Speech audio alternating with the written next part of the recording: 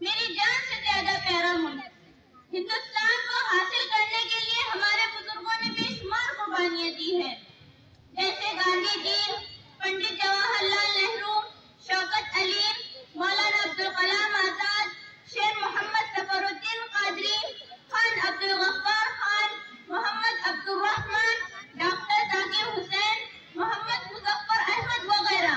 ہمارے بزرگوں نے ہندوستان کی آزادی کے لیے بے شمار قربانیاں دی ہیں۔ ہندوستان میں انگریزوں سے پہلے مغلوں کی حکومت تھی۔ 15 اگست 1947 کو ہندوستان وجود میں آیا۔ اس کامیابی کی خوشی میں ہم ہر سال 15 اگست کو جوش و خروش کے ساتھ مناتے ہیں۔ ہم ہر سال 15 اگست کو ان بزرگوں کی قربانیوں کی یاد تازہ کرنے کے لیے یوم آزادی کے دن ہمارے ملک کے وزیر اعظم لال قلعے پر جھنڈا لہراتے ہیں اور آزادی کو قائم رکھنے اور پروان چڑھانے کے نئے منصوبے بناتے ہیں۔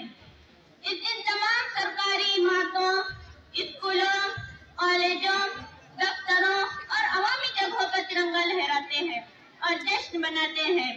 آخر میں اس شعر کے ساتھ اپنی تقریر ختم کرنا چاہتی ہوں کہ زمین پر گھر بنایا ہے مگر جنت میں رہتے ہیں، زمین پر گھر بنایا ہے مگر جنت میں رہتے ہیں، ہماری خوش نصیبی ہے کہ ہم بھارت میں رہتے ہیں۔ السلام علیکم۔ بہت ماشاء اللہ۔